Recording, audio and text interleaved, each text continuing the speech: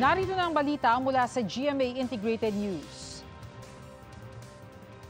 Sa gitna ng tangkang panghahak sa mga website ng ilang ahensya ng gobyerno, tiniyak ng Philippine Coast Guard na ligtas mula rito ang kanilang website.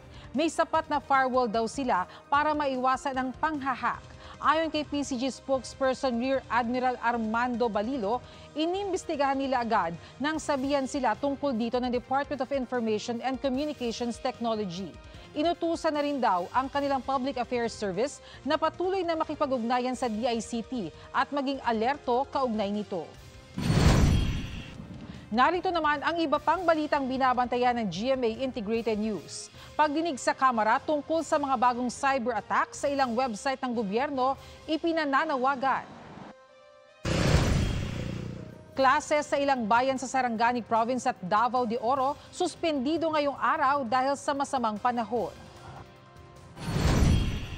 At tunnel boring machine na gagamitin sa Metro Manila Subway Project dumating na sa Pasig. Para sa mas malaking misyon at mas malawak na paglilingkod sa bayan, ako po si Bernadette Reyes ng GMA Integrated News, ang News Authority ng Pilipino.